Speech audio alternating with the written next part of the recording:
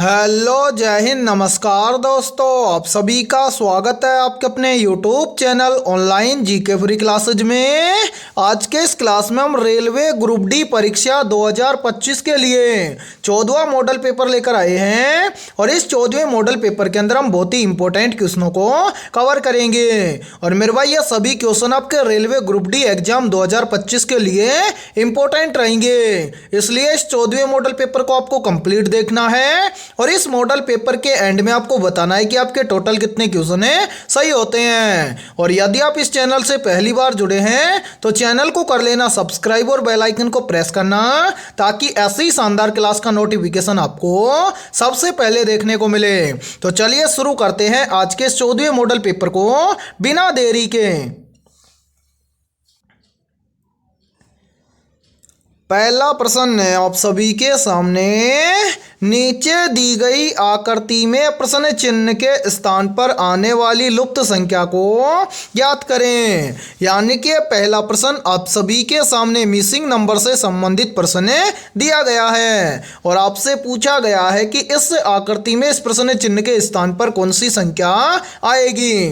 तो मेरे भाई मिसिंग नंबर से संबंधित प्रश्न को आप एग्जाम में देखते ही फटाफट से कैसे सोल्व करेंगे, तो वो देखिए आपको जब भी एग्जाम के अंदर मिसिंग नंबर से संबंधित प्रश्न दिया जाए तो आपको क्या करना है, सबसे पहले तो ये देखना है कि प्रश्न चिन्ह आपको कहां पर दिया गया है। तो मेरे भाई यहां पर देखिए प्रश्न चिन्ह आपको यहां पर दिया गया है इस आकृति के अंदर नीचे। तो आपको करना क्या है, सबसे पहले तो इस पहली आकृति में आपको नीचे यहां पर देखना है कि यहां पर 121 कैसे आया है। फिर इसी प्रकार से आपको यहां पर देखना है कि यहां पर 169 कैसे आया है। यानी कि जिस प्रकार से पहली आकृति में 121 और दूसरी आकृति में जिस प्रकार से 169 आया है, सेम उसी प्रकार से हम यहां पर बताएंगे कि इस प्रश्न चिन्ह के स्थान पर कौन सी संख्या आएगी। तो मेरे भाई इस टाइप के प्रश्न को आप एग्जाम में देखते ही फटाफट से सोल्व कैसे करेंगे, तो वो देखिए यहां पर देखिए जब भी इस टाइप का प्रश्न आपको एग्जाम में दिया जाए तो आपको करना क्या है, सबसे पहले हमें यहां पर देखना है कि यहां पर 121 कैसे लिखा गया है। तो ध्यान से देखिए यहां पर 121 लिखा गया है कैसे। सबसे पहले तो इस 20 में से इस 9 को घटाया गया है। तो मेरे भाई ध्यान से देखिए 20 में से यदि हम 9 को घटा देंगे तो कितना बचेगा, तो 20 में से 9 को घटा देंगे तो यहां पर बच जाएगा 11। अब 11 से 121 कैसे बनेगा, तो मेरे भाई देखिए 11 का स्क्वायर होता है कितना, 121। यानी कि 20 में से 9 को घटा कर जो संख्या आई है उस संख्या का स्क्वायर करके यहां पर लिखा गया है 121। अब इसी प्रकार से हम क्या करेंगे, यहां पर देखेंगे कि इस दूसरी आकृति में यहां पर 169 इसी प्रकार से लिखा गया है क्या। तो करेंगे क्या, सबसे पहले तो इस 24 में से इस 11 को घटा देंगे। तो मेरे भाई ध्यान से देखिए 24 में से यदि हम 11 को घटा देंगे तो यहां पर कितना बचेगा, तो 24 में से 11 को घटा देंगे तो यहां पर बच जाएगा 13। अब 13 से 169 कैसे बनेगा, तो मेरे भाई ध्यान से देखिए 13 का स्क्वायर होता है 169 और यहां पर ध्यान से देखिए 169 यहां पर आप सभी के सामने दिया गया है। तो मैं उम्मीद करता हूं कि यहां पर इस प्रश्न चिन्ह की वैल्यू आप आसानी से अब ज्ञात कर दोगे। कैसे ज्ञात करोगे, तो देखिए सबसे पहले हम क्या करेंगे, इस 32 में से इस 17 को घटा देंगे। तो मेरे भाई ध्यान से देखिए 32 में से यदि हम 17 को घटा देंगे तो कितना बचेगा, तो 32 में से 17 को घटा देंगे तो यहां पर बच जाएगा 15। अब सभी का जिस प्रकार से स्क्वायर किया है इस 15 का भी हम कर देंगे स्क्वायर।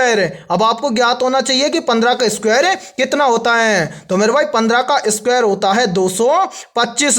यानी कि इस प्रश्न चिन्ह के स्थान पर संख्या भरी जाएगी 225। अब हमें देखना है कि 225 किसी ऑप्शन में है, तो आंसर 225 हमें दिया गया है ऑप्शन सी के अंदर है। तो पहले प्रश्न के अंदर ऑप्शन सी हो जाएगा सभी का करेक्ट आंसर है। तो उम्मीद करता हूं कि पहला प्रश्न आपको अच्छे से क्लियर हो गया होगा और जब भी इस टाइप का प्रश्न आपको एग्जाम में दिया जाएगा तो फटाफट से सोल्व कर लेंगे, ठीक है। और मेरे भाई मैं आपको एक गारंटी दिलाता हूं, यदि आप हमारे इस यूट्यूब चैनल से रेलवे ग्रुप डी एग्जाम तक यदि आप जुड़े रहते हो तो आप पहली बार के अंदर रेलवे ग्रुप डी के अंदर सिलेक्शन पाओगे, ठीक है। तो चलिए फिर अगला प्रश्न देखते हैं।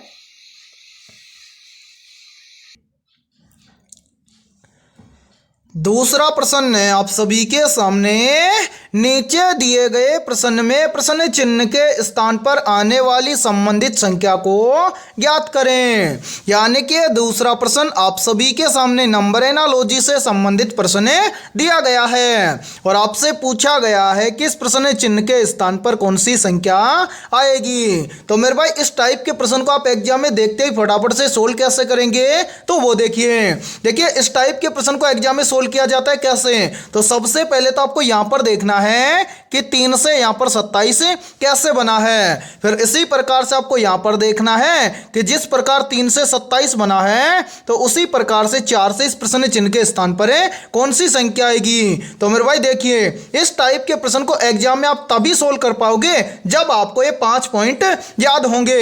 और देखिए इन 5 पॉइंटों को आपको समझाने में लगभग 2 से 3 मिनट का समय लगेगा।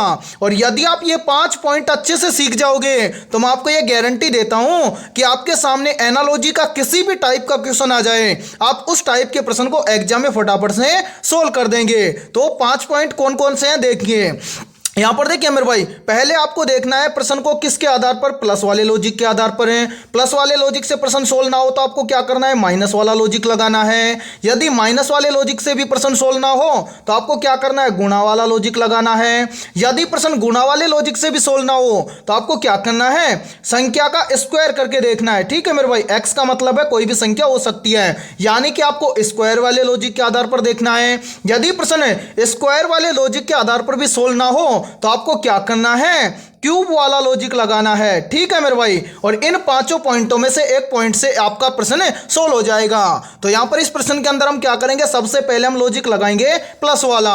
तो मेरे भाई यहां पर देखिए, यहां पर 3 से यहां पर 27 बन जाएगा कैसे, तो देखिए यहां पर देखिए मेरे भाई, यदि हम क्या करें इस 3 के अंदर प्लस 24 कर दें तो 3 और 24 मिलकर बन जाएगा 27। और ध्यान से देखिए 27 यहां पर आप सभी के सामने दिया गया है। अब हम क्या करेंगे, यही सेम लॉजिक लगाएंगे 4 के अंदर और इस प्रश्न चिन्ह की वैल्यू ज्ञात करेंगे। तो करेंगे क्या देखिए, यहां पर देखिए मेरे भाई सेम इस 3 की तरह इस 4 के अंदर भी हम क्या कर देंगे, प्लस 24 कर देंगे। तो 4 के अंदर प्लस 24 कर देंगे तो 4 और 24 कितना हो जाएगा, 28 हो जाएगा।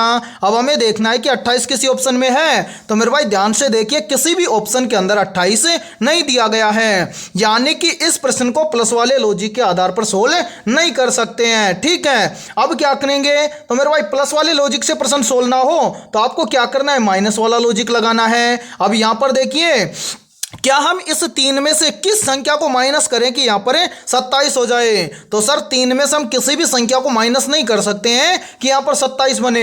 तो मेरे भाई माइनस वाले लॉजिक से भी ये वाला प्रश्न सोल्व नहीं होगा। अब हम क्या करेंगे, गुणा वाला लॉजिक लगाएंगे। तो मेरे भाई देखिए गुणा के लॉजिक के आधार पर इस प्रश्न को हम सोल्व कैसे करेंगे, तो ध्यान से देखिए यहां पर देखिए 3 से यहां पर 27 बन जाएगा कैसे, तो देखिए 3 से 27 बन जाएगा कैसे, यदि हम 3 का गुणा कर दे किसके साथ में, 9 के साथ में, तो यहां पर बन जाएगा 9 तिया के 27। और ध्यान से देखिए 27 यहां पर आप सभी के सामने दिया गया है। तो अब क्या करेंगे, यही सेम लॉजिक लगाएंगे 4 के अंदर और इस प्रश्न चिन्ह की वैल्यू ज्ञात करेंगे। तो सेम इस 3 की तरह ही इस 4 का भी हम क्या कर देंगे, 9 के साथ में गुणा कर देंगे। तो मेरे भाई 9 चौक कितना हो जाएगा, 36 हो जाएगा। अब हमें देखना है कि 36 किसी ऑप्शन में है। तो मेरे भाई ध्यान से देखिए 36 भी किसी ऑप्शन के अंदर नहीं दिया गया है, यानी कि हम इस प्रश्न को गुणा वाले लॉजिक के आधार पर भी सोल्व नहीं कर सकते हैं। अब क्या करेंगे, स्क्वायर वाला लॉजिक लगाएंगे। तो मेरे भाई यहां पर देखिए स्क्वायर के लॉजिक के आधार पर इस प्रश्न को सोल्व कैसे करेंगे, तो वो देखिए यहां पर देखिए एक बार हम इन सभी को थोड़ा सा यहां से हटा देते हैं ताकि आपको समझने में कोई भी दिक्कत ना आए। तो यहां पर देखिए मेरे भाई यहां पर 3 से 27 बन जाएगा कैसे, तो देखिए 3 से 27 बन जाएगा कैसे, यदि हम इस 3 का क्या कर दें, पहले कर दें स्क्वायर। 3 का स्क्वायर कितना होता है, तो आप सभी को पता है कि 3 का स्क्वायर होता है 9। और देखिए मेरे भाई 9 से 27 बन जाएगा कैसे, यदि हम इस 9 का गुणा कर दें किसके साथ में, इसी 3 के साथ में। तो यहां पर देखिए 9 तिया कितना हो जाएगा, 27। और ध्यान से देखिए 27 यहां पर आप सभी के सामने दिया भी गया है। अब क्या करेंगे, यही सेम लॉजिक हम लगाएंगे 4 के अंदर और इस प्रश्न चिन्ह की वैल्यू ज्ञात करेंगे। तो मेरे भाई करेंगे क्या, इस 3 की तरह इस 4 का भी हम कर देंगे पहले स्क्वायर। 4 का स्क्वायर कितना होता है, तो आप सभी को पता है कि 4 का स्क्वायर होता है 16। अब क्या करेंगे मेरे भाई, स्क्वायर करने के बाद में जिस प्रकार से 3 का स्क्वायर किया तो कितना है 9, फिर 9 से 27 बनाया कैसे, तो 9 का गुणा कर दिया इसी 3 के साथ में, तो कितना बन गया 9 तिये 27। तो हमने भी क्या किया, 4 का स्क्वायर किया, 4 का स्क्वायर किया तो कितना है 16। अब हम क्या करेंगे 16 का भी गुणा कर देंगे इसी 4 के साथ में, तो मेरे भाई 16 का गुणा 4 के साथ में करेंगे तो यहां पर बन जाएगा 16 चौक 64। अब हमें देखना है कि 64 किसी ऑप्शन में है, तो हाँ सर 64 में दिया गया है ऑप्शन बी के अंदर है, तो ऑप्शन बी हो जाएगा सभी का करेक्ट आंसर है, यानी कि इस प्रश्न चिन्ह के स्थान पर संख्या भरी जाएगी 64। ठीक है, अब मेरे भाई यहां पर देखिए स्क्वायर वाले लॉजिक के आधार पर यह प्रश्न सोल्व हो गया, इस प्रश्न को हम क्यूब वाले लॉजिक के आधार पर भी सोल्व कर सकते हैं। और मेरे भाई क्यूब वाले लॉजिक के आधार पर आप इस प्रश्न को मात्र 2 से 3 सेकंड में सोल्व कर सकते हैं, कैसे तो वो भी देख लीजिए, ताकि एग्जाम में आपको इस टाइप का प्रश्न दिया जाए तो आप फटाफट से सोल्व कर दो। तो देखिए मेरे भाई यहां पर 3 से 27 बन जाएगा कैसे, तो देखिए यदि हम इस 3 का क्या कर दें क्यूब कर दें, तो मेरे भाई 3 का क्यूब होता है 27। और ध्यान से देखिए 27 यहां पर आप सभी के सामने दिया गया है। अब क्या काम करेंगे, यही सेम लॉजिक लगाएंगे हम 4 के अंदर और इस प्रश्न चिन्ह की वैल्यू ज्ञात करेंगे। तो करेंगे क्या, जिस प्रकार से 3 का क्यूब करके यहां पर 27 लिखा गया है उसी प्रकार से हम यहां पर कर देंगे 4 का क्यूब। 4 का क्यूब कितना होता है, तो मेरे भाई 4 का क्यूब होता है 64। और ध्यान से देखिए यहां पर लिखा गया है 64, या फिर हमें 64 दिया गया है ऑप्शन बी के अंदर है, तो मेरे भाई दूसरे प्रश्न के अंदर ऑप्शन बी हो जाएगा सभी का करेक्ट आंसर है। तो उम्मीद करता हूं कि दूसरा प्रश्न भी आपको अच्छे से क्लियर हो गया होगा और ये पांचों पॉइंट भी आपको अच्छे से क्लियर हो गए होंगे। तो जब भी आपको इस टाइप का प्रश्न एग्जाम में दिया जाएगा तो आप फटाफट से सोल्व कर लेंगे। ठीक है, और देखिए मेरे भाई इस टाइप के प्रश्न को थोड़ा सा समझाने में टाइम लगा है, लेकिन आगे से इस टाइप के प्रश्न को आप आसानी से सोल्व कर लोगे। ठीक है, तो चलिए फिर अगला प्रश्न देखते हैं। तीसरा प्रश्न है आप सभी के सामने, नीचे दिए गए प्रश्न में प्रश्न चिन्ह के स्थान पर आने वाली संबंधित संख्या को ज्ञात करें। यानी कि तीसरा प्रश्न भी आप सभी के सामने नंबर एनालॉजी से संबंधित प्रश्न दिया गया है और आपसे पूछा गया है कि इस प्रश्न चिन्ह के स्थान पर कौन सी संख्या आएगी। तो मेरे भाई इस प्रश्न को आपको क्या करना है, सबसे पहले तो इस क्लास को रोकना है और अपने स्तर से इस प्रश्न को सोल्व करके कॉमेंट सेक्शन के अंदर कमेंट करके बताना है कि इस प्रश्न चिन्ह के स्थान पर कौन सी संख्या आएगी। तो मैं उम्मीद करता हूं कि आपने इस प्रश्न को जरूर सोल्व किया होगा। तो आइए देखते हैं कि आपका आंसर क्या आया है। तो मेरे भाई इस टाइप के प्रश्न को आप एग्जाम में सोल्व कैसे करेंगे, तो वो देखिए जब भी इस टाइप का प्रश्न आपको एग्जाम में दिया जाए तो आपको क्या करना है, सबसे पहले आपको यहां पर देखना है कि यहां पर 7 से यहां पर 50 कैसे लिखा गया है। यानी कि जिस प्रकार से यहां पर 7 से 50 लिखा गया है सेम इसी प्रकार से हम यहां पर बताएंगे कि 9 से इस प्रश्न चिन्ह के स्थान पर कौन सी संख्या आएगी। तो मेरे भाई यहां पर ध्यान से देखिए, यहां पर 7 से यहां पर 50 बन जाएगा कैसे, तो देखिए यहां पर लॉजिक लगाया गया है क्या, सबसे पहले तो इस 7 का किया गया है स्क्वायर। 7 का स्क्वायर कितना होता है, तो आप सभी को पता है कि 7 का स्क्वायर होता है 49। अब 49 से 50 कैसे बनेगा, तो मेरे भाई यहां पर क्या किया गया है, इस 49 के अंदर प्लस 1 करके यहां पर लिखा गया है 50। और ध्यान से देखिए 50 यहां पर आप सभी के सामने दिया गया है। अब क्या करेंगे, यही सेम लॉजिक हम लगाएंगे इस 9 के अंदर और इस प्रश्न चिन्ह की वैल्यू ज्ञात करेंगे। तो करेंगे क्या, सेम इस 7 की तरह इस 9 का भी हम कर देंगे पहले स्क्वायर। 9 का स्क्वायर कितना होता है, तो मेरे भाई आप सभी को पता है कि 9 का स्क्वायर होता है 81। अब हम भी क्या करेंगे, जिस प्रकार से इस 49 के अंदर प्लस 1 करके यहां पर लिखा गया है 50, उसी प्रकार से हम क्या करेंगे, इस 81 के अंदर भी कर देंगे प्लस 1। तो मेरे भाई 81 और 1 हो जाएगा 82, यानी कि इस प्रश्न चिन्ह के स्थान पर संख्या भरी जाएगी 82। अब हमें देखना है कि 82 किसी ऑप्शन में है, तो हाँ सर 82 हमें दिया गया है ऑप्शन बी के अंदर है। तो तीसरे प्रश्न के अंदर ऑप्शन बी हो जाएगा सभी का करेक्ट आंसर है। तो उम्मीद करता हूं कि तीसरा प्रश्न भी आपको अच्छे से क्लियर हो गया होगा और जब भी इस टाइप का प्रश्न आपको एग्जाम में दिया जाएगा तो आप फटाफट से सोल्व कर लेंगे। ठीक है, और मेरे भाई यहां पर देखिए, यदि ये क्लास आपको पसंद आ रही है तो जल्दी से एक बार इस क्लास को लाइक कर दीजिए और यदि आप इस चैनल से पहली बार जुड़े हैं तो चैनल को कर लेना सब्सक्राइब और बेल आइकन को प्रेस करना ताकि ऐसी शानदार क्लास का नोटिफिकेशन आपको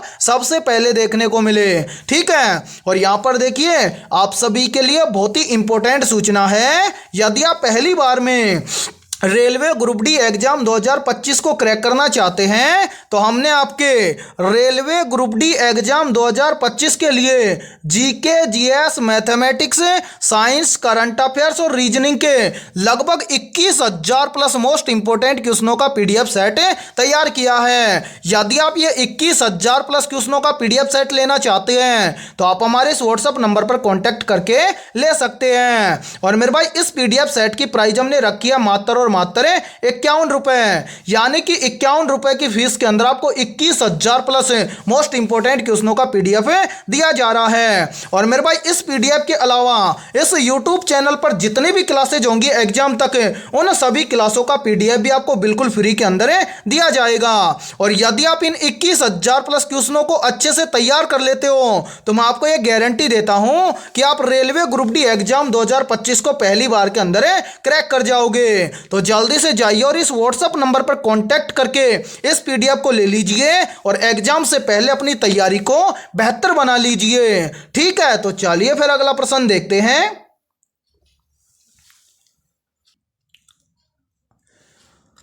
चौथा प्रश्न है आप सभी के सामने, नीचे दी गई आकृति में प्रश्न चिन्ह के स्थान पर आने वाली लुप्त संख्या को ज्ञात करें। यानी कि चौथा प्रश्न आप सभी के सामने मिसिंग नंबर से संबंधित प्रश्न दिया गया है और आपसे पूछा गया है कि इस आकृति में इस प्रश्न चिन्ह के स्थान पर कौन सी संख्या आएगी। तो मेरे भाई इस टाइप के प्रश्न को आप एग्जाम में देखते ही फटाफट से कैसे सोल्व करेंगे।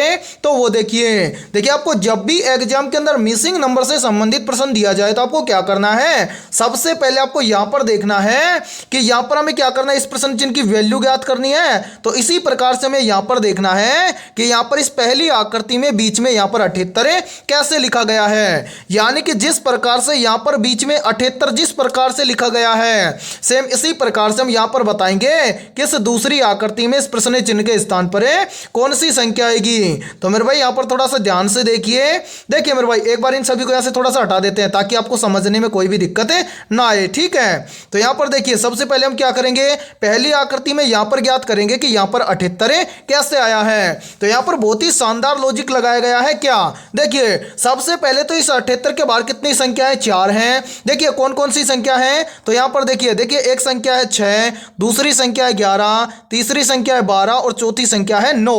तो इन चारों संख्याओं को हम क्या करें कि यहां पर बीच में 78 आ जाए। तो यहां पर लॉजिक लगाया गया है क्या, सबसे पहले बाहर की सभी संख्याओं को आपस में जोड़ा गया है। तो मेरे भाई यहां पर ध्यान से देखिए, यहां पर देखिए यहां पर है 11। ठीक है मेरे भाई, 11 और 6 कितना हो जाएगा, तो सर 11 और 6 हो जाएगा 17, 17 और 9 कितना हो जाएगा, तो 17 और 9 हो जाएगा 26। फिर मेरे भाई यहां पर देखिए यानी कि 26 और 12 कितना हो जाएगा, तो 26 और 12 हो जाएगा 38। यानी कि 78 की बाहर की चारों संख्याओं को यदि हम आपस में जोड़ते हैं तो उनका योग आता है 38। अब 38 से 78 कैसे बनेगा, तो यहां पर क्या किया गया है, पहले तो इस 38 का किया गया है 2 गुना, फिर क्या किया गया है, इसके अंदर ऐड किया गया है 2 को। तो मेरे भाई 38 का 2 गुना कितना होता है, तो 38 का 2 गुना होता है 76। ठीक है, और इस 76 के अंदर इसको 2 को यानी कि इस 2 को क्या कर देंगे, प्लस कर देंगे। तो 76 और 2 हो जाएगा 78। और ध्यान से देखिए 78 यहां पर आप सभी के सामने दिया गया है। तो मैं उम्मीद करता हूं कि यहां पर आप इस दूसरी आकृति में आसानी से बता दोगे कि इस प्रश्न चिन्ह के स्थान पर कौन सी संख्या आएगी। तो मेरे भाई यहां पर ध्यान से देखिए, इस प्रश्न चिन्ह की वैल्यू हम ज्ञात करेंगे कैसे, तो देखिए सेम इस 78 की तरह भी इस प्रश्न चिन्ह के चारों तरफ भी क्या है, 4 संख्या है। तो यहां पर ध्यान से देखिए मेरे भाई यहां पर पहली संख्या है 7, दूसरी संख्या है 14, तीसरी संख्या है 10 और मेरे भाई चौथी संख्या है 8। तो हम सबसे पहले क्या करेंगे, इन चारों संख्याओं को आपस में जोड़ लेंगे। तो यहां पर देखिए यहाँ पर देखिए मेरे भाई ये है 14, 14 के अंदर 7 को ऐड कर देंगे तो 14 और 7 हो जाएगा 21, 21 के अंदर 8 को ऐड कर देंगे तो हो जाएगा 29, और 29 के अंदर प्लस 10 कर देंगे तो 29 और 10 हो जाएगा 39। अब हम क्या करेंगे, पहले तो इस 39 का करेंगे 2 गुना और फिर इसके अंदर ऐड कर देंगे 2 को, तो इस प्रश्न चिन्ह की वैल्यू ज्ञात हो जाएगी। तो मेरे भाई ध्यान से देखिए 39 का 2 गुना होता है कितना, 78, ठीक है, और 78 के अंदर इस 2 को क्या कर देंगे, प्लस कर देंगे तो 78 और 2 हो जाएगा 80, यानी कि इस प्रश्न चिन्ह के स्थान पर संख्या भरी जाएगी 80। अब हमें देखना है कि संख्या 80 किसी ऑप्शन में है, तो आंसर 80 हमें दिया गया है ऑप्शन ए के अंदर है, तो चौथे प्रश्न के अंदर ऑप्शन ए हो जाएगा सभी का करेक्ट आंसर है। तो उम्मीद करता हूं कि चौथा प्रश्न भी आपको अच्छे से क्लियर हो गया होगा, और जब भी इस टाइप का प्रश्न आपको एग्जाम में दिया जाएगा तो आप फटाफट से सोल्व कर लेंगे, ठीक है। तो चलिए फिर अगला प्रश्न देखते हैं। पांचवा प्रश्न है आप सभी के सामने, नीचे दी गई श्रृंखला श्रेणी में प्रश्न चिन्ह के स्थान पर आने वाली संख्या को ज्ञात करें। यानी कि पांचवा प्रश्न आप सभी के सामने सीरीज से संबंधित प्रश्न दिया गया है और आपसे पूछा गया है कि इस सीरीज में इस प्रश्न चिन्ह के स्थान पर कौन सी संख्या आएगी। तो मेरे भाई इस टाइप के प्रश्न को आप एग्जाम में देखते हैं सेकंडों में सोल्व कैसे करेंगे, तो वो देखिए आपको जब भी एग्जाम के अंदर सीरीज से संबंधित प्रश्न दिया जाए तो आपको क्या करना है, सबसे पहले तो आपको यह देखना है कि सीरीज में आपको क्या क्या दिया गया है। तो यहां पर ध्यान से देखिए सीरीज में दिया गया है सबसे पहले 5, 5 के बाद में 11, 11 के बाद में 23, 23 के बाद में 47, 47 के बाद में आपसे पूछा गया है कि इस प्रश्न चिन्ह के स्थान पर कौन सी संख्या आएगी। तो यहां पर देखिए इस प्रश्न को कैसे सोल्व किया गया है, तो ध्यान से समझिए मेरे भाई। इस प्रश्न को देखिए 5 से यहां पर 11 बन जाएगा कैसे, तो देखिए 5 से 11 बन जाएगा कैसे, इस प्रश्न को हम सोल्व करेंगे प्लस वाले लॉजिक के आधार पर, ठीक है। तो देखिए यदि हम 5 के अंदर क्या कर दें, प्लस 6 कर दें तो 5 और 6 मिलकर बन जाएगा 11। फिर देखिए 11 से कितना बन रहा है 23, तो 11 से 23 कैसे बनेगा, तो मेरे भाई यहां पर देखिए यदि हम 11 के अंदर क्या कर दें, प्लस 12 कर दें तो 11 और 12 मिलकर बन जाएगा 23। फिर देखिए 23 से कितना बन रहा है 47, तो 23 से 47 कैसे बनेगा, तो यहां पर देखिए यदि हम 23 के अंदर क्या कर दें, प्लस 24 कर दें तो 23 और 24 मिलकर बन जाएगा 47। अब इसी प्रकार हमसे पूछा गया है कि 47 से इस प्रश्न चिन्ह के स्थान पर कौन सी संख्या आएगी। तो मेरे भाई यहां पर देखिए इस प्रश्न चिन्ह की वैल्यू ज्ञात करने से पहले आपको क्या करना है, नीचे जो ये वाली संख्या है इस संख्या को ध्यान से देखना है कि यहां पर इस सीरीज को किस लॉजिक के आधार पर सोल्व किया गया है। तो मेरे भाई यहां पर देखिए 5 से 11 बना कैसे, प्लस 6 करने से, 11 से 23 बना कैसे, प्लस 12 करने से, फिर देखिए 23 से 47 बना कैसे, प्लस 24 करने से, यानी कि संख्या हो रही है प्लस, चाहे कितनी भी हो लेकिन क्या हो रही है, प्लस हो रही है। यानी कि यहां पर देखिए यहां पर भी प्लस हुआ, यहां पर भी प्लस हुआ, यहां पर भी प्लस हुआ, तो इतना हमें भी पता चल गया कि आगे भी क्या होगा, प्लस होगा। लेकिन कितना प्लस होगा ये कैसे ज्ञात करेंगे, तो वो देखिए यहां पर देखिए मेरे भाई 24 से अगली संख्या ज्ञात करेंगे कैसे, तो देखिए यहां पर देखिए 6 से यहां पर 12 बना है कैसे, तो देखिए 6 से 12 बन जाएगा कैसे, यदि हम इस 6 का क्या कर दें, 2 गुना कर दें तो 6 का 2 गुना होता है 12। फिर देखिए 12 से कितना बन रहा है 24, तो 12 से 24 कैसे बनेगा, तो मेरे भाई यहां पर भी देखिए यदि हम 12 का क्या कर दें, 2 गुना कर दें तो 12 से बन जाएगा 24। अब इसी प्रकार से हम क्या करेंगे 24 से अगली संख्या ज्ञात करेंगे, तो 24 से अगली संख्या कैसे ज्ञात करेंगे, तो देखिए 6 से 12 बना कैसे, 2 गुना करने से, 12 से 24 बना कैसे, 2 गुना करने से, तो 24 से अगली संख्या भी निकाल देंगे हम कैसे, 2 गुना करने से। तो 24 का 2 गुना कितना होता है, तो आप सभी को पता है कि 24 का 2 गुना होता है 48, यानी कि 24 से अगली संख्या प्लस होगी 48। यानी कि मेरे भाई यहां पर समझिए इस 47 से प्रश्न चिन्ह की वैल्यू ज्ञात हो जाएगी कैसे, यदि हम इस 47 के अंदर क्या करें मेरे भाई, इस 48 को ऐड कर दें तो इस प्रश्न चिन्ह की वैल्यू ज्ञात हो जाएगी। तो यहां पर थोड़ा सा ध्यान से समझिए, देखिए 47 के अंदर हम क्या कर देंगे, प्लस 48 कर देंगे, तो 47 और 48 कितना हो जाएगा, तो मेरे भाई 47 और 48 हो जाएगा 95, यानी कि इस प्रश्न चिन्ह के स्थान पर संख्या भरी जाएगी 95। अब हमें देखना है कि 95 किसी ऑप्शन में है, तो आंसर 95 में दिया गया है ऑप्शन है बी के अंदर है, तो दूसरे प्रश्न के अंदर ऑप्शन बी हो जाएगा सभी का करेक्ट आंसर है। तो उम्मीद करता हूं कि पांचवा प्रश्न भी आपको अच्छे से क्लियर हो गया होगा। तो चलिए फिर अगला प्रश्न देखते हैं। छठा प्रश्न है आप सभी के सामने, भारतीय संसद में लोकसभा का कार्यकाल कितने वर्षों का होता है? ऑप्शन ए है 4 वर्षों का, ऑप्शन बी है 5 वर्षों का, ऑप्शन सी है 6 वर्षों का और ऑप्शन डी है 7 वर्षों का। तो जल्दी से बताइए कमेंट सेक्शन के अंदर कमेंट करके कि भारतीय संसद में लोकसभा का कार्यकाल कितने वर्षों का होता है। तो यहाँ पर देखिए इन चारों में से करेक्ट आंसर हो जाएगा सभी का ऑप्शन है बी, यानी कि भारतीय संसद में लोकसभा का कार्यकाल होता है 6 वर्षों का। तो छठे प्रश्न के अंदर करेक्ट आंसर हो जाएगा सभी का ऑप्शन है बी। तो चलिए फिर अगला प्रश्न देखते हैं। सातवां प्रश्न है आप सभी के सामने, निम्नलिखित में से कौन सा राज्य स्पाइस गार्डन ऑफ इंडिया के नाम से प्रसिद्ध है? वेरी वेरी इंपॉर्टेंट प्रश्न है ये, चाहे तो आप इस प्रश्न का स्क्रीनशॉट भी ले सकते हैं। तो जल्दी से बताइए मेरे भाई इन चारों में से करेक्ट आंसर है क्या होगा।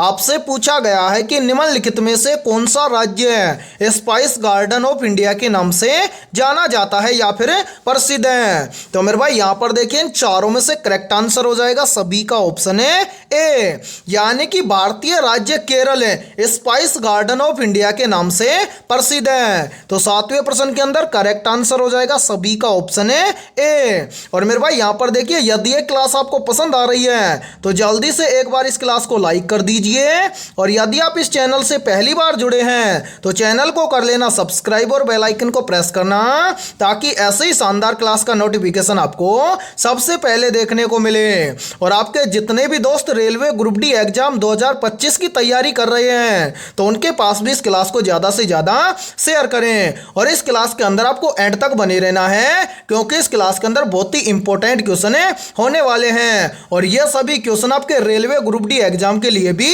इंपॉर्टेंट रहेंगे। ठीक है, तो चलिए फिर अगला प्रश्न देखते हैं। आठवां प्रश्न है आप सभी के सामने, भारत में सबसे बड़ा बांध कौन सा है? ऑप्शन ए है हीराकुंड बांध, ऑप्शन बी है भाखड़ा नांगल बांध, ऑप्शन सी है टेहरी बांध और ऑप्शन डी है सरदार सरोवर बांध। तो यहाँ पर देखिए इन चारों में से करेक्ट आंसर हो जाएगा सभी का ऑप्शन है सी, यानी कि भारत का सबसे बड़ा बांध है टिहरी बांध। तो आठवें प्रश्न के अंदर करेक्ट आंसर हो जाएगा सभी का ऑप्शन है सी। और मेरे भाई यहां पर देखिए एक प्रश्न और भी बनता है यहीं से, और बहुत ही इंपॉर्टेंट प्रश्न है ये। पूछा जाता है कि भारत का सबसे लंबा बांध कौन सा है? तो मेरे भाई याद रखना भारत का सबसे लंबा बांध है हीराकुंड बांध। इसी के साथ में यहीं से एक प्रश्न और भी बनता है कि हीराकुंड बांध किस राज्य में स्थित है? तो याद रखना हीराकुंड बांध मेरे भाई ओडिशा राज्य के अंदर स्थित है। इसी के साथ में देखिए एक प्रश्न और बनता है यहीं से, पूछा जाता है कि जो हीराकुंड बांध है यह किस नदी पर बना हुआ है? तो मेरे भाई याद रखना हीराकुंड बांध महानदी पर बना हुआ है। ठीक है, तो ये तीनों के तीनों क्वेश्चन या पॉइंट बहुत ही इंपॉर्टेंट है, इनको भी आप जरूर याद रखना। और इस प्रश्न का करेक्ट आंसर हो जाएगा सभी का ऑप्शन है सी, यानी कि भारत का सबसे बड़ा बांध है टिहरी बांध। और मेरे भाई यहां पर आपको बताना है कि इस टिहरी बांध के बारे में, यानी कि इस टिहरी बांध की लंबाई कितनी है। ठीक है, तो चलिए फिर अगला प्रश्न देखते हैं। नौवां प्रश्न है आप सभी के सामने, भारतीय संविधान में मूल अधिकारों की संख्या कितनी थी जब इसे लागू किया गया था? तो मेरे भाई यहां पर देखिए इन चारों में से करेक्ट आंसर हो जाएगा सभी का ऑप्शन है सी, यानी कि भारतीय संविधान में मूल अधिकारों की संख्या थी 7 जब इसे लागू किया गया था। यानी कि जब भारतीय संविधान को लागू किया गया था तो उस टाइम मूल अधिकारों की संख्या थी 7, लेकिन हालांकि जो 44वां संशोधन है उसके तहत क्या किया गया था, संपत्ति के अधिकार को हटा दिया गया था। तो मेरे भाई अब प्रेजेंट में यदि आपसे पूछे कि हाल ही में भारतीय संविधान में मूल अधिकारों की संख्या कितनी है, तो मेरे भाई संपत्ति के अधिकार को हटा दिया गया है। तो प्रेजेंट में कितने अधिकार हैं, 6 अधिकार हैं। ठीक है, यानी कि यदि प्रश्न को ऐसे पूछे कि भारतीय संविधान में मूल अधिकारों की संख्या कितनी है, तो अब जब आंसर देंगे क्या, 6, यानी कि भारतीय संविधान में मूल अधिकारों की संख्या है 6। ठीक है, यदि प्रश्न को आपसे पूछे कि भारतीय संविधान में मूल अधिकारों की संख्या कितनी थी जब इसे लागू किया गया था, तो मेरे भाई भारतीय संविधान को लागू किया गया था तो उस समय मौलिक अधिकारों की संख्या थी, यानी कि मूल अधिकारों की संख्या थी 7। ठीक है, लेकिन हालांकि में जो 44वां संशोधन हुआ था उस 44वें संशोधन के अकॉर्डिंग क्या किया गया था, सूची में से जो संपत्ति का अधिकार था इसको हटा दिया गया था। ठीक है, तो यहां पर अब प्रेजेंट के अंदर करेक्ट आंसर हो जाएगा 9वें प्रश्न के अंदर सभी का ऑप्शन है सी, यानी कि यहां पर पूछा गया है कि भारतीय संविधान में मूल अधिकारों की संख्या कितनी थी जब इसे लागू किया गया था, तो लागू किया गया था उस टाइम मूल अधिकारों की संख्या थी 7। तो करेक्ट आंसर हो जाएगा सभी का ऑप्शन है सी। मैं उम्मीद करता हूं कि इस प्रश्न के अंदर आपका कोई भी डाउट नहीं बचा होगा। ठीक है, तो चलिए फिर अगला प्रश्न देखते हैं। 10वां प्रश्न है आप सभी के सामने, भारत में पहली ट्रेन कब चलाई गई थी, मोस्ट इंपोर्टेंट प्रश्न है ये। ऑप्शन ए है 1848 में, ऑप्शन बी है 1853 में, ऑप्शन सी है 1862 में और ऑप्शन डी है 1871 में। तो मेरे भाई यहां पर ध्यान से देखिए, भारत में पहली ट्रेन चलाई गई थी 1853 में। तो 10वें प्रश्न के अंदर करेक्ट आंसर हो जाएगा सभी का ऑप्शन है बी। और यहां पर देखिए इस प्रश्न को ऐसे भी पूछा जाता है कि जो भारत में पहली ट्रेन 1853 में चलाई गई थी वो ट्रेन किन स्टेशनों के बीच में चलाई गई थी। तो मेरे भाई याद रखना, जो भारत में पहली ट्रेन चलाई गई थी 1853 में, यह मुंबई से ठाणे के बीच में चलाई गई थी। ठीक है, तो करेक्ट आंसर हो जाएगा 10वें के अंदर सभी का ऑप्शन है बी। तो चलिए फिर अगला प्रश्न देखते हैं। 11वां प्रश्न है आप सभी के सामने, निम्नलिखित में से कौन सा एक ज्वालामुखी द्वीप है। तो यहां पर देखिए इन चारों में से करेक्ट आंसर हो जाएगा सभी का ऑप्शन है सी, यानी कि इन सभी में से 12 टांग एक क्या है, ज्वालामुखी द्वीप है। तो करेक्ट आंसर हो जाएगा 11वें प्रश्न के अंदर सभी का ऑप्शन है सी। तो चलिए फिर अगला प्रश्न देखते हैं। 12वां प्रश्न है आप सभी के सामने, भारतीय रिजर्व बैंक यानी कि आरबीआई की स्थापना किस वर्ष हुई थी। ऑप्शन ए 1935 में, ऑप्शन बी है 1942 में, ऑप्शन सी है 1947 में और ऑप्शन डी है 1950 में। तो मेरे भाई यहां पर देखिए इन चारों में से करेक्ट आंसर हो जाएगा सभी का ऑप्शन है ए, यानी कि भारतीय रिजर्व बैंक यानी कि आरबीआई की स्थापना हुई थी वर्ष 1935 में। तो 12वें प्रश्न के अंदर करेक्ट आंसर हो जाएगा सभी का ऑप्शन है ए। तो चलिए फिर अगला प्रश्न देखते हैं। 13वां प्रश्न है आप सभी के सामने, महात्मा गांधी ने पहला सत्याग्रह आंदोलन भारत में कहां शुरू किया था। मोस्ट इंपोर्टेंट प्रश्न है ये, चाहे तो आप इस प्रश्न का स्क्रीनशॉट भी ले सकते हैं। तो जल्दी से बताइए इन चारों में से करेक्ट आंसर है क्या होगा। आपसे पूछा गया है कि महात्मा गांधी ने पहला सत्याग्रह आंदोलन भारत में कहां शुरू किया था। तो मेरे भाई यहां पर देखिए इन चारों में से करेक्ट आंसर हो जाएगा सभी का ऑप्शन है ए, यानी कि महात्मा गांधी ने पहला सत्याग्रह आंदोलन भारत में चंपारण में शुरू किया था। तो 13वें प्रश्न के अंदर करेक्ट आंसर हो जाएगा सभी का ऑप्शन है ए। तो चलिए फिर अगला प्रश्न देखते हैं।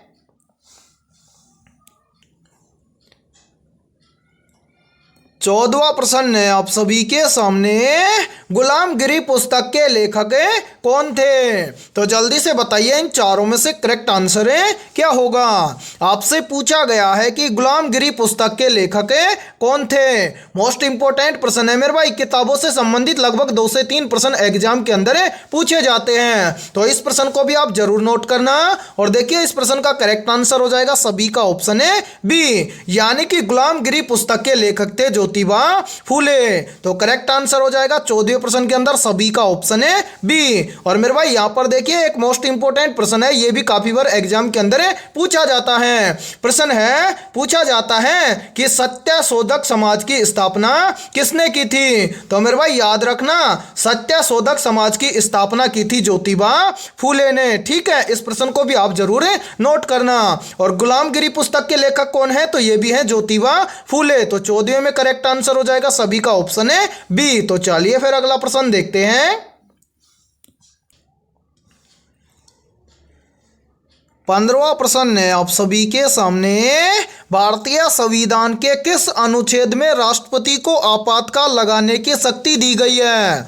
ऑप्शन ए है अनुच्छेद 352 में, ऑप्शन बी है अनुच्छेद 376 में, ऑप्शन सी है अनुच्छेद 390 में और ऑप्शन डी है उपरोक्त सभी। तो मेरे भाई यहां पर देखें, इन चारों में से करेक्ट आंसर हो जाएगा सभी का ऑप्शन है ए। यानी कि भारतीय संविधान में अनुच्छेद जो 352 है, इस अनुच्छेद 352 के तहत राष्ट्रपति को आपातकाल लगाने की शक्ति दी गई है। या फिर हम बोल सकते हैं कि जो भारतीय संविधान का अनुच्छेद 352 है, इसमें राष्ट्रपति को आपातकाल लगाने की शक्ति दी गई है। तो 15वें प्रश्न के अंदर करेक्ट आंसर हो जाएगा सभी का ऑप्शन है ए। तो चलिए फिर अगला प्रश्न देखते हैं। 17वां प्रश्न है आप सभी के सामने, पाचन तंत्र में भोजन को तोड़ने के लिए कौन सा एंजाइम प्रोटीन को एमिनो एसिड में बदलता है? तो मेरे भाई यहां पर देखें, चारों में से करेक्ट आंसर हो जाएगा सभी का ऑप्शन है बी। यानी कि पाचन तंत्र में भोजन को तोड़ने के लिए जो ट्रिप्सिन एंजाइम होता है, ये ट्रिप्सिन एंजाइम प्रोटीन को एमिनो एसिड में बदलता है। तो मेरे भाई 17वें प्रश्न के अंदर करेक्ट आंसर हो जाएगा सभी का ऑप्शन है बी। तो चलिए फिर अगला प्रश्न देखते हैं। 18वां प्रश्न है आप सभी के सामने, लोहे पर जंग लगने की प्रक्रिया को क्या कहा जाता है? ऑप्शन ए है वाष्पीकरण, ऑप्शन बी है अपचयन, ऑप्शन सी है ऑक्सीकरण और ऑप्शन डी है अधातुकरण। तो मेरे भाई यहां पर देखें, इन चारों में से करेक्ट आंसर हो जाएगा सभी का ऑप्शन है सी। यानी कि लोहे पर जंग लगने की प्रक्रिया को कहा जाता है ऑक्सीकरण। तो 18वें प्रश्न के अंदर करेक्ट आंसर हो जाएगा सभी का ऑप्शन है सी। और मेरे भाई यहां पर देखिए, एक प्रश्न का आंसर सभी को कमेंट सेक्शन के अंदर कमेंट करके बताना है। आप सभी को बताना है कि लोहे को जंग से कैसे बचा सकते हैं। कोई भी आप 2 उदाहरण कमेंट जरूर करना, ठीक है। तो चलिए फिर अगला प्रश्न देखते हैं। 19वां प्रश्न है आप सभी के सामने, हड्डी बनाने वाला तत्व किसे कहा जाता है? या फिर देखिए मेरे भाई, इस प्रश्न को एग्जाम में ऐसे भी पूछ लिया जाता है कि हड्डियों में पाया जाने वाला तत्व कौन सा है? तो यहां पर देखिए, इन चारों में से करेक्ट आंसर हो जाएगा सभी का ऑप्शन है बी। यानी कि हड्डी बनाने वाला तत्व है या फिर हड्डियों में पाया जाने वाला तत्व है कौन सा? कैल्शियम। तो 19वें प्रश्न के अंदर करेक्ट आंसर हो जाएगा सभी का ऑप्शन है बी। ठीक है मेरे भाई। और यहां पर देखिए, आप सभी के लिए बहुत ही इंपॉर्टेंट सूचना है। यदि आप पहली बार के अंदर रेलवे ग्रुप डी एग्जाम 2025 को क्रैक करना चाहते हैं, तो मेरे भाई आप सभी के लिए हमने रेलवे ग्रुप डी एग्जाम के अंदर जितने भी सब्जेक्ट होते हैं, उन सभी सब्जेक्ट के ऊपर टॉपिक वाइज लगभग 21,000 प्लस मोस्ट इंपॉर्टेंट क्वेश्चनों का पीडीएफ सेट तैयार किया है। यदि आप ये 21,000 प्लस मोस्ट इंपॉर्टेंट क्वेश्चनों का पीडीएफ सेट लेना चाहते हैं, तो आप हमारे इस व्हाट्सएप नंबर पर कांटेक्ट करके ले सकते हैं। व्हाट्सएप नंबर है 7374826893। मेरे भाई ये हमारा व्हाट्सएप नंबर है। इस व्हाट्सएप नंबर पर आप कांटेक्ट करके इस 21,000 प्लस क्वेश्चनों के पीडीएफ सेट को ले सकते हैं। और इस पीडीएफ सेट की प्राइस हमने रखी है मात्र और मात्र 51 रुपए। यानी कि 51 रुपए की फीस के अंदर आपको 21,000 प्लस मोस्ट इंपोर्टेंट क्वेश्चनों का पीडीएफ सेट दिया जा रहा है। और मेरे भाई यदि आप एग्जाम तक इन 21,000 क्वेश्चनों को अच्छे से तैयार कर लेते हो, तो मैं आपको ये गारंटी देता हूं कि आप पहली बार के अंदर रेलवे ग्रुप डी एग्जाम 2025 को क्रैक कर जाओगे। और इसी के साथ में इस यूट्यूब चैनल पर जितनी भी क्लासेज होंगी उन सभी क्लासों का पीडीएफ भी आपको बिल्कुल फ्री के अंदर दिया जाएगा। ठीक है, तो जल्दी से जाइए और इस व्हाट्सएप नंबर पर कांटेक्ट करके इस पीडीएफ को ले लीजिए और मेरे भाई अपनी तैयारी को मजबूत बना लीजिए ताकि एग्जाम को आप अच्छे से पहली बार के अंदर क्रैक कर जाओ। ठीक है, तो चलिए फिर अगला प्रश्न देखते हैं। 20वां प्रश्न है आप सभी के सामने। 2024 में भारत का पहला सेमीकंडक्टर संयंत्र किस राज्य में स्थापित किया गया था? ऑप्शन ए है गुजरात राज्य में, ऑप्शन बी है कर्नाटक राज्य में, ऑप्शन सी है महाराष्ट्र राज्य में और ऑप्शन डी है तेलंगाना राज्य में। तो मेरे भाई यहां पर देखिए इन चारों में से करेक्ट आंसर हो जाएगा सभी का ऑप्शन है ए, यानी कि 2024 में भारत का पहला सेमीकंडक्टर संयंत्र भारत के गुजरात राज्य में स्थापित किया गया था। तो 20वें प्रश्न के अंदर करेक्ट आंसर हो जाएगा सभी का ऑप्शन है ए। तो चलिए फिर अगला प्रश्न देखते हैं। 21वां प्रश्न है आप सभी के सामने। 2024 में किस भारतीय शहर को ग्लोबल स्मार्ट सिटी अवार्ड से सम्मानित किया गया था? ऑप्शन ए है दिल्ली शहर को, ऑप्शन बी है पुणे शहर को, ऑप्शन सी है इंदौर शहर को और ऑप्शन डी है बेंगलुरु शहर को। तो मेरे भाई यहां पर देखिए इन चारों में से करेक्ट आंसर हो जाएगा सभी का ऑप्शन है सी, यानी कि 2024 में भारतीय शहर इंदौर को ग्लोबल स्मार्ट सिटी अवार्ड से सम्मानित किया गया था। तो 21वें प्रश्न के अंदर करेक्ट आंसर हो जाएगा सभी का ऑप्शन है सी। तो मेरे भाई आज की इस क्लास के अंदर इतना ही। यदि ये क्लास आपको पसंद आई है तो जल्दी से एक बार इस क्लास को लाइक कर दीजिए और यदि आप इस चैनल से पहली बार जुड़े हैं तो चैनल को कर लेना सब्सक्राइब और बेल आइकन को प्रेस करना ताकि ऐसी ही शानदार क्लास का नोटिफिकेशन आपको सबसे पहले देखने को मिले। और आज की इस क्लास के अंदर हमने 21 बहुत ही इंपॉर्टेंट क्वेश्चन करवाए हैं। तो इन 21 में से आपके कितने क्वेश्चन सही हैं सभी को कमेंट सेक्शन के अंदर कमेंट करके बताना है। और इन 21 में से जिन भी अभ्यर्थियों के लगभग 17 प्लस क्वेश्चन सही हुए हैं तो समझना उनकी तैयारी बेहतर है। तो फिर मिलते हैं ऐसे बेहतरीन क्वेश्चनों के साथ सुबह 11 बजे।